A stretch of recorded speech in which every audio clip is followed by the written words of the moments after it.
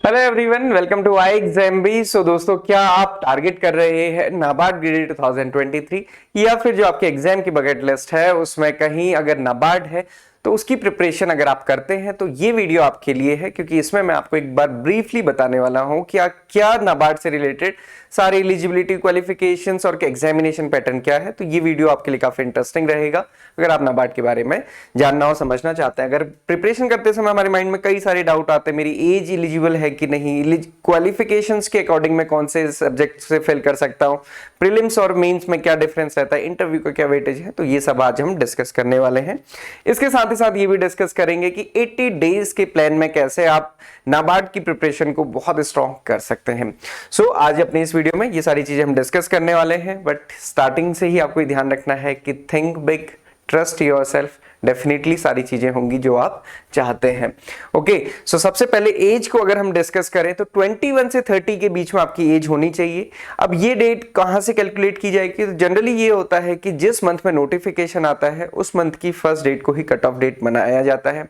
Example के लिए last year 12 जुलाई को ये नोटिफिकेशन आया था, तो कट ऑफ डेट थी कि 1 जुलाई 2022 तक आपकी एज 21 से 30 के बीच में होनी चाहिए, ना उससे कम ना उससे ज्यादा होनी चाहिए। एजुकेशनल क्वालिफिकेशन की बात करें तो अगर जर्नलिस्ट पोस्ट से कोई भी स्टूडेंट अप्लाई करता है तो उसके पास बैचलर डिग्री होनी चाहिए किसी भी सब्जेक्ट से, साइंस कॉमर्स आर्ट्स किसी से भी कोई फर्क नहीं पड़ता है। 60% के साथ आपके पास आपके ग्रेजुएशन डिग्री होनी चाहिए। स्पेसिफिक पोस्ट है जैसे कि लैंड डेवलपमेंट है, एग्रीकल्चर है, हॉर्टिकल्चर है, फॉरेस्ट्री है, इंजीनियरिंग है, सिविल इंजीनियरिंग है या फिर आईटी फाइनेंस है। स्पेसिफिक सब्जेक्ट स्पेसिफिक डिग्री आपके पास होनी चाहिए, जैसे कि लैंड डेवलपमेंट के लिए ग्रेजुएशन इन एग्रीकल्चर, हॉर्टिकल्चर के लिए ग्रेजुएशन इन हॉर्टिकल्चर आपके पास होना चाहिए। तो ये स्पेसिफिक पोस्ट रहती हैं।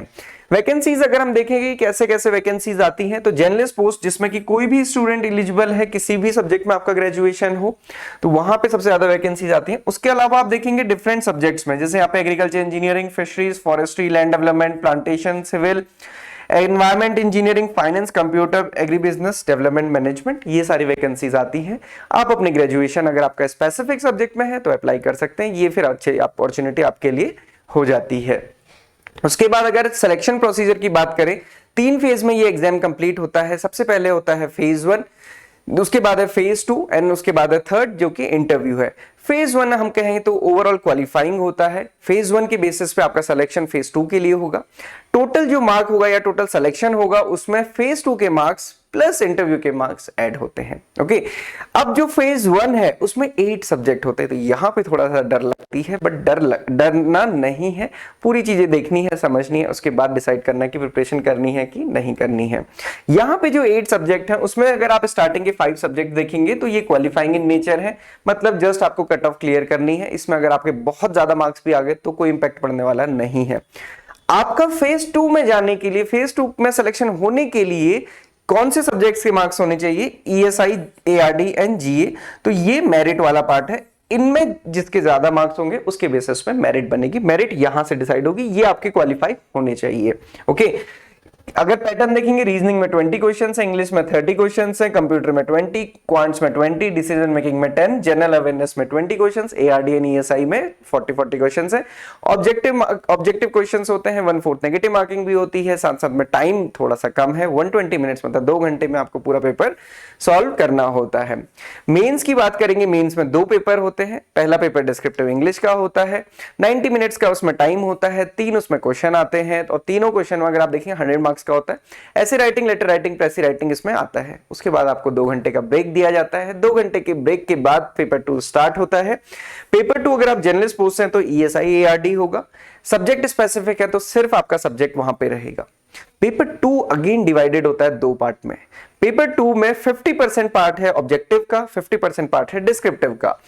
पेपर जब शुरू होगा, पेपर 2 मतलब आप एक इंटरवल से उसके बाद आएंगे, और उसके बाद जब आपका पेपर शुरू होगा तो पहले 30 मिनट्स के लिए आप आपको 30 क्वेश्चंस दिए जाएंगे जो कि ऑब्जेक्टिव होंगे। इसमें 20 क्वेश्चंस 2 मार्क के होते हैं, 10 क्वेश्चन 1 मार्क के होते हैं। टोटल 30 मिनट में ये सॉल्व करने होते हैं। 30 मिनट के बाद आपको सबमिट करना है या फिर वो ऑटोमेटिकली विंडो चेंज होकर डिस्क्रिप्टिव पे आ जाती है। डिस्क्रिप्टिव पोर्शन भी 50 मार्क्स का है, जिसमें कि 15 मार्क्स के 2 क्वेश्चन आपको अटेम्प्ट करने हैं आउट ऑफ 3। सिमिलरली 10 मार्क्स के 2 क्वेश्चन आपको अटेम्प्ट करने हैं आउट ऑफ 3 और ये हो जाएगा टोटल 50। हिंदी इंग्लिश किसी में भी कर सकते हैं, डिस्क्रिप्टिव इंग्लिश में ही करना है। ये पूरा शेड्यूल रहता है फेज 2 का। उसके बाद होता है इंटरव्यू 50 मार्क्स का होता है। उसके बाद फाइनल कट ऑफ बनती है। सिलेबस दिया हुआ है एआरडी का, ईएसआई का। ये सिलेबस फेज 2 के लिए दिया हुआ है। टारगेटेड अप्रोच के साथ लगेंगे, एग्जाम डेफिनेटली क्लियर होगा, उसमें कोई भी डाउट नहीं है। कहीं से भी आप पढ़ सकते हैं क्योंकि सिलेबस आपके सामने है। टॉपिक वाइज स्टडी कीजिए, टारगेटेड स्टडी कीजिए। प्रीवियस ईयर पेपर के एनालिसिस के बेस पे समझिए कि कौन से पोर्शन से सबसे ज्यादा क्वेश्चन आते हैं। एनालिसिस हमने कई बार की है, उनको आप रेफर कर सकते हैं। इसके साथ साथ अगर पिछले साल की आप कट ऑफ देखेंगे तो कट ऑफ में जैसे मैंने आपको बताया था क्वालिफाइंग पार्ट है, ये वाला क्वालिफाइंग पार्ट, तो इसमें बहुत कम कट ऑफ जाती है। रीजनिंग में 3.75, इंग्लिश में 12, कंप्यूटर में 5, क्वांट्स में 3 और डिसीजन मेकिंग 1.5। तो प्रिपरेशन के टाइम अगर आप 50% भी टारगेट कर रहे हैं, मतलब क्वांट्स में 20 क्वेश्चंस आने वाले हैं, 10 क्वेश्चंस या फिर 10 मार्क्स भी आपके आ रहे हैं प्रिपरेशन के टाइम पे, वो सफिशिएंट है। उसके बाद इतना टाइम जब इतना 50% हो जाए, उसके बाद आपको अपना सारा शिफ्ट करना है फोकस एआरडी, ईएसआई और जीए पे, क्योंकि इसी के बेसिस पे सिलेक्शन होगा फेज 2 के लिए। और फेज 2 में इसी के बेसिस पे आपको डिस्क्रिप्टिव आंसर राइटिंग करना है। तो जब भी प्रिपरेशन करें माइंड में फेज 2 होना चाहिए, क्योंकि फेज 2 से ही अल्टीमेटली सिलेक्शन होगा। फेज 1 तो क्वालिफाइंग है। बाकी ये सब्जेक्टिव ओवरऑल कट ऑफ आप देख सकते हैं, और ये कट ऑफ हमने पहले भी डिस्कस किया, उसके लिए आप वो वाला वीडियो स्पेसिफिक रेफर कर सकते हैं कि कैसे सेक्शनल कट ऑफ को बहुत ध्यान में नहीं रखना है। मतलब कि एआरडी को ऐसा नहीं देखना है कि 6.75 है तो मैं 7 नंबर के लिए पढ़ाई करूंगा, 10 नंबर के लिए, क्योंकि ओवरऑल कट ऑफ बहुत ज्यादा रहती है। इन तीनों को मिला के 14 marks, but overall cut off 41 marks, तो आपको बहुत ज्यादा इसमें स्कोर करना है। ओके, मेंस की ये कट ऑफ है। सिमिलरली ये डिस्क्रिप्टिव पार्ट की कट ऑफ है, इसकी एनालिसिस हमने पहले की है, इसलिए मैं यहाँ पे इसको डिस्कस नहीं कर रहा हूं। ये ओवरऑल कट ऑफ है इंटरव्यू के बाद की। तो आप देखेंगे जो ओवरऑल जो फाइनल सिलेक्शन होता है आउट ऑफ 250 मार्क्स होता है, और यहाँ पे आप देखेंगे 171.50 मार्क्स पे सिलेक्शन हुआ है स्टूडेंट का।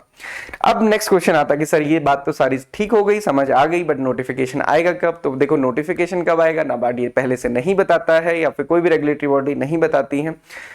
कुछ सोर्सेज की या फिर इंफॉर्मेशन के बेसिस पे अगर हमें पहले पता चलता है तो हम बताते हैं, अदरवाइज जब नोटिफिकेशन आता है तो तब पता चलता है। नोटिफिकेशन आने के बाद 50 डेज के बाद लगभग फेज 1 होता है, और उसके लगभग रिजल्ट आने के 1 महीने बाद फिर फेज 2 होता है। तो जब भी नोटिफिकेशन आता है उसके बाद टाइम थोड़ा सा कम मिलता है, इसलिए आपको पहले से प्रिपरेशन करनी है।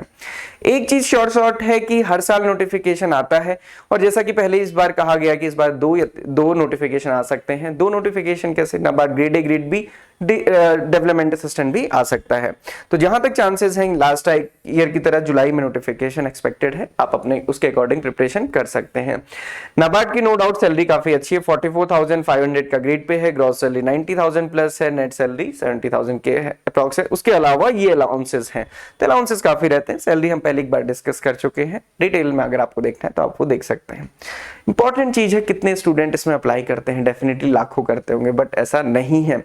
यहाँ पे अगर आप देखेंगे 2022 में 60,000 बच्चों ने अप्लाई किया था, 2021 में 71, लास्ट ईयर मतलब 21 से भी कम स्टूडेंट्स हो गए थे।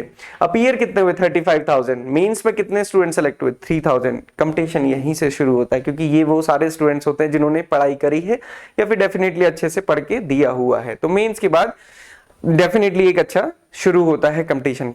अभी तक में किसी का कोई भी डाउट, क्वेरी, क्वेश्चन तो आप पूछ सकते हैं, टेलीग्राम, यूट्यूब, कहीं से कहीं पे भी आप पूछ सकते हैं। अब आपके लिए क्या इंपॉर्टेंट है कि अभी आप कहां पे हैं, आपके पास कब नोटिफिकेशन आने के बाद कितना टाइम बचा हुआ है।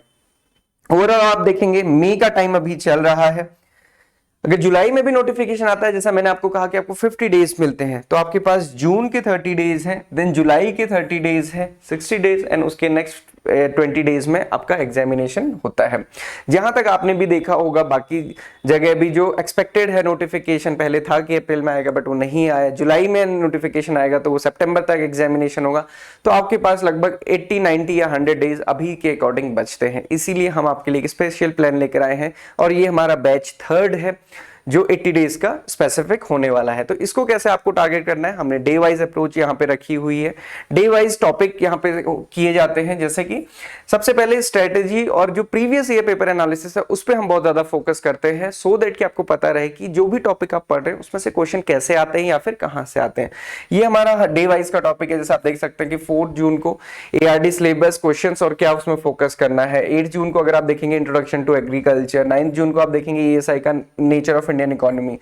इस 80 डेज की क्लासेस में 80 डेज में 170 प्लस लाइव क्लासेस होती हैं। ऐसा नहीं कि सिर्फ 80 डेज में 80 लाइव क्लासेस होंगी, क्योंकि एक क्लास तो स्पेसिफिक 4 बजे होती ही होती है। उसके अलावा क्वांट्स, रीजनिंग, इंग्लिश, एग्रीकल्चर या ईएसआई या जीए की डिफरेंट क्लासेस भी साथ में चलती रहती हैं।